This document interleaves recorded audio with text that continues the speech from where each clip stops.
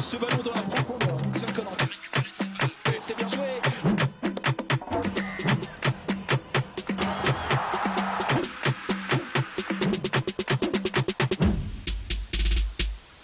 AGL, partenaire logistique du football africain. Repco Cameroun. 1984, il y a 40 ans, c'était déjà en Côte d'Ivoire. Le début d'une histoire à plusieurs étoiles. Nos lions, devenus redoutables dans tous les combats, imperturbables. 2024, retour en Côte d'Ivoire. Aquaba, pour accéder à de nouvelles victoires. Nous resterons des lions et rien ne doit changer.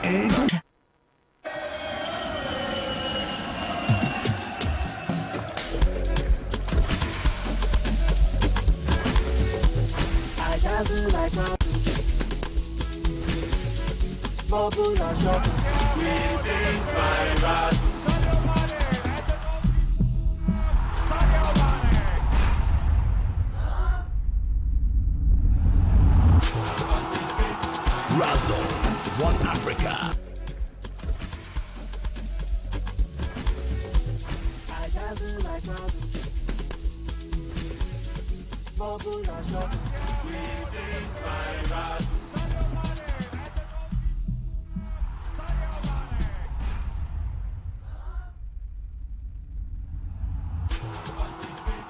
Razzle, One Africa. Voilà, bonsoir madame, messieurs, bienvenue à cette autre édition de Vivons la CAN 2023 Aquaba en direct de Makori Sainte-Thérèse pour cette 4e journée de la Coupe d'Afrique des Nations qui est organisée par la Côte d'Ivoire bien évidemment, une journée marquée comme ça par les défaites d'entrée de jeu de 2 anciens vainqueurs de cette Coupe d'Afrique des Nations, le vainqueur de 2004. La Tunisie est tombée aujourd'hui face à une équipe très envieuse, très envieuse de la Namibie. Et tout à l'heure, vous venez de le voir, ce sont les Bafana Bafana qui plient les chines devant les aigles verts, les aigles du Mali. Il y a beaucoup d'aigles comme il y a beaucoup de lions en Afrique. Voilà, bonsoir Charles. Bonsoir Serge Alain, je salue tous ceux qui nous suivent en ce moment, ici en Côte d'Ivoire, au Cameroun et partout dans le monde. Voilà, bonsoir Emine. Bonsoir Serge Alain Autou, bonsoir à tous les panélistes du soir, bonsoir également à tous ceux qui nous écoutent du côté de Douala au Cameroun. Voilà, nous ne sommes pas seuls ce soir, nous avons avec nous des confrères de la République du Congo.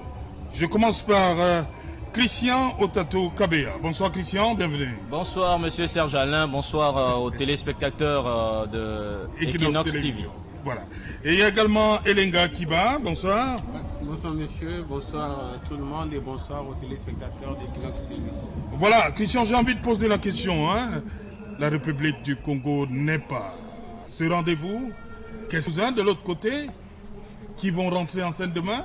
Vous êtes venu les suivre particulièrement? Je suis venu vivre la scène, la messe, je veux dire, du football africain.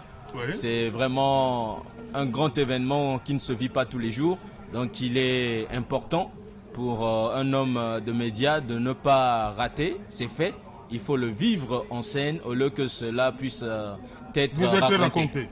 Voilà, ces choses ont commencé samedi, Christian. Voilà, qu'est-ce que vous faites comme... quelle impression déjà au niveau de l'organisation? Je vous ai trouvé aujourd'hui au centre principal des médias, voilà. Vos impressions depuis samedi? N'ayant pas encore fait la ronde du côté des équipes, des hôtels, des équipes, je ne pourrais pas parler en global de ce qui se passe à ce niveau. Parce que quand même du côté du centre des médias, les hommes de médias ont un centre où ils peuvent se retrouver, ils peuvent travailler, là où ils peuvent, comme on appelle, prendre leurs moyens pour les différentes arènes qui sont réservées pour cette compétition. On ne sait pas si l'organisation qui est réservée aux hommes de médias est aussi la même que celle réservée aux différentes délégations, aux officiels CAF, au corps arbitral et autres. Vous avez regardé le match des Lions hier, indomptable?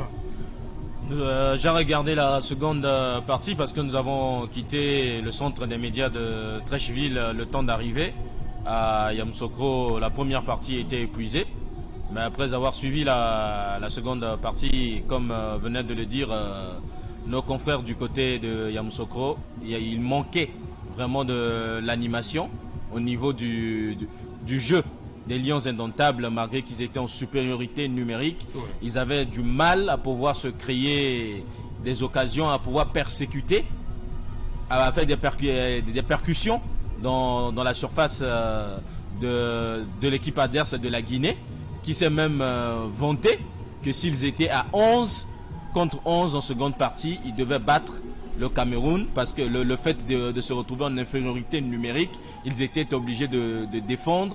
Ils avaient perdu l'audace de vouloir créer du jeu, de se projeter vers l'avant, de peur d'être victime des contre-attaques de l'équipe du Cameroun. Okay. Voilà, Christian, est-ce que le Sénégal ne pourrait pas tomber dans cet excès d'optimisme-là? C'est-à-dire que, bon voilà, nous sommes champions d'Afrique en titre. 2, au regard de la prestation du Cameroun hier, on s'est dit, bon voilà, on va faire des Lions indomptables et une bouchée. On ne sait pas. C'est comme ça qu'ils risquent d'aborder cette rencontre? Ça, on ne sait pas s'ils vont l'aborder comme ça, vraiment, ces Lions de la Teranga. Parce que si nous regardons bien leur physionomie contre la Gambie, ils ont eu à être déterminants. Les gens n'ont pas senti trop la présence de Sadio Mané dans le jeu. Donc on sent que Aliou Cissé a apporté une nouvelle touche à cette équipe, où par le passé c'était plus l'individualité qui faisait la force de cette équipe. Et une fois que l'adversaire en face parvenait à verrouiller les points forts de cette équipe du Sénégal, malgré qu'on avait des pros, des joueurs de première ligue, de Liga, de Série A, cette équipe du Sénégal avait toujours du mal à s'imposer. Aujourd'hui, bien que Sadio Mané n'est plus à Liverpool, on sent que cette formation sénégalaise elle est en train de présenter une bonne physionomie. Reste à savoir si le sursaut d'orgueil du 3-0 contre la Gambie va encore les animer, ou bien ils vont se dire que nous n'avons rien fait lors du premier match. Nous jouons contre un adversaire, un concurrent au titre. Il faut se mettre aussi à fond pour les surprendre et ne pas se faire surprendre au retour. Christian, le Maroc demain et le cousin qui rentre, ce sont les derniers, hein? Effectivement, ce sont les derniers pour boucler cette première journée. Oui. Mais pour déjà revenir sur les arguments du climat que les équipes du Maghreb ont souvent tendance à annoncer, je pense que ce sont des raisons échappatoires. La CAN, le triplé, si on se rappelle bien du triplé de l'Égypte en dehors de 2006, la CAN 2008, est-ce que ça avait été joué au Maghreb? La CAN 2010, avait-elle été jouée au Maghreb? C'était parce qu'à cette époque, l'Égypte avait une équipe au lieu d'une sélection. Parce que si nous regardons un peu les équipes maghrébines, ils ont plus de sélections. Avoir des joueurs, c'est bien, mais la complémentarité, la complicité du groupe, on joue beaucoup. Et c'est ce qui manque souvent aux équipes. Et surtout quand on regarde le rythme du football africain, n'est pas comme celui du football européen.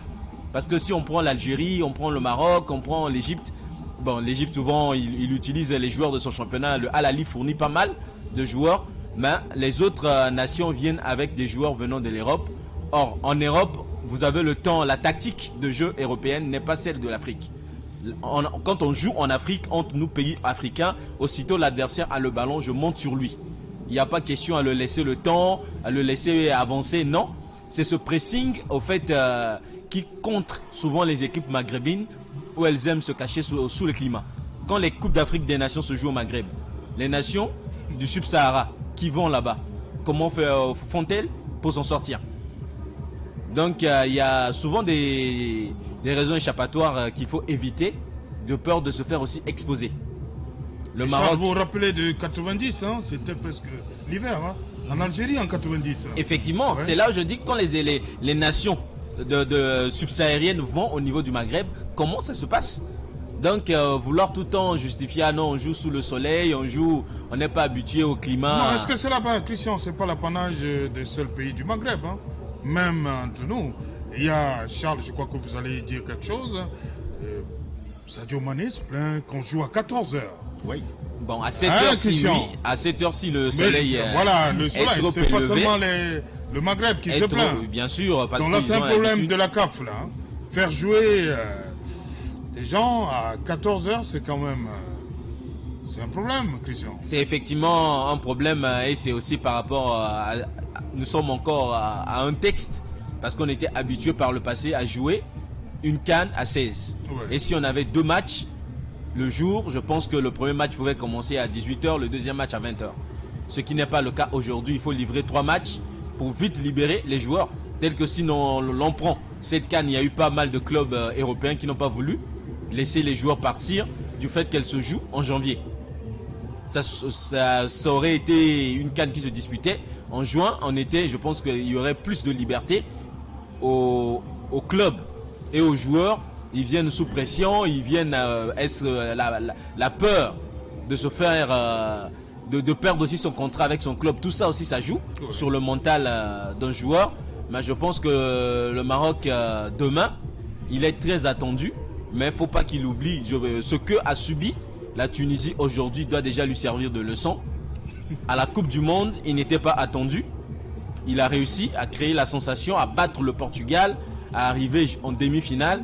Cette fois-ci, il aura face à lui une équipe tanzanienne capable de faire ce que la Namibie, après 9 matchs sans victoire en Coupe d'Afrique des Nations, a créé vraiment la sensation aujourd'hui devant la Tunisie.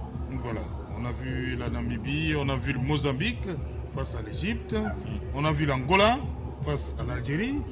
Décidément, il n'y a plus de petits poussins. Hein. Donc le Maroc n'a qu'à bien se tenir demain. Il n'a qu'à bien se tenir demain, effectivement, comme vous le dites. Si on a vu ce que l'Algérie a subi, déjà même depuis la dernière édition au Cameroun, l'équipe algérienne ne rassurait pas. Elle est sortie dernier de son groupe, tout ce qui était étonnant. La Tunisie aujourd'hui, face à l'équipe de la Namibie, personne ne donnait vraiment cette formation favorite. Mais on a vu qu'ils étaient plus déterminés. On avait l'impression que c'était eux qui étaient les aigles du Carthage. Alors que ce n'était pas du tout le cas. Donc il faut éviter aujourd'hui de discriminer son adversaire. Ok. Christian, le mot de la fin? Le mot de la fin, je pense que ça a été dit. Demain, nous allons encore vivre du spectacle et pas mal de surprises avec l'entrée de la nation la mieux classée au niveau africain dans le classement FIFA. Nous avons les léopards de la RDC qui sont aussi tant attendus. Ça fait déjà des années où il y a cette question de sélection dont nous parlons. Trop d'individualités. Les individualités, il n'en manque pas à cette sélection des léopards. Le collectif, c'est ce dont on veut voir et c'est ce dont on a vu les équipes comme le Cap-Vert nous présenter, comme la Namibie nous présenter. Donc c'est vraiment ce collectif dont on a besoin de la part de la formation de la RDC, parce qu'on sait que la Zambie également aussi se focalise plus sur son football local, les joueurs qui évoluent en Afrique du Sud. Donc il y a pas mal, au moins déjà du côté de la Zambie, ce problème n'y est pas trop. C'est plus le Maroc et la Zambie, et plutôt la RDC qui doivent vraiment tout faire pour sortir tête haute dans ce groupe, de peur de se faire noyer comme l'Algérie au Cameroun en 2021. Voilà, merci Christian, merci à vous Charles, merci Amin, merci Elenga Kiba, voilà. Voilà, madame, messieurs, nous sommes donc arrivés au terme de ce numéro. Vivons la CAN 2023 à Kwaba. La Coupe des Nations se poursuit sur Equinox Télévision avec, grâce à nos envoyés spéciaux à Yamoussoukro, Abidjan et bien évidemment ceux qui sont restés à Douala. Bonsoir.